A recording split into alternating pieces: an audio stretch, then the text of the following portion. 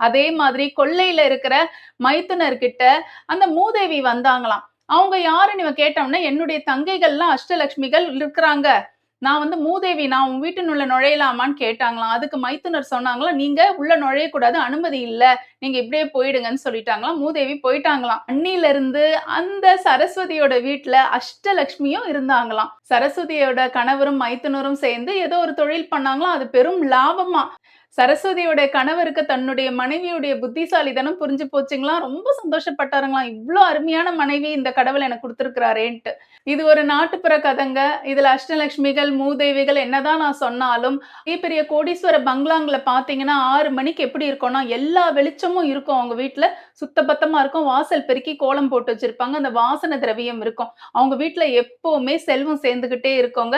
அதே மாதிரி ஒரு சாதாரண ஆட்களுடைய வீடுகள பார்த்தீங்கன்னா, சில பெண்மணிகள் வீட்டை இருட்டா வச்சிருப்பாங்க. வீட்ட சுத்தமா வச்சிருக்க மாட்டாங்க. வாசல்ல கோலம் போட்டிருக்க மாட்டாங்க. வாசன திரவியம் ஏத்தி வச்சிருக்க மாட்டாங்க. ரொம்ப அசுத்தமா இருக்கும் வீடே. வீட்டு வாசல்ல எல்லா குப்பையும் இருக்கும். அந்த மாதிரி வீட்ல செல்வம் செழிக்காது. மன நிம்மதியும் இருக்காது.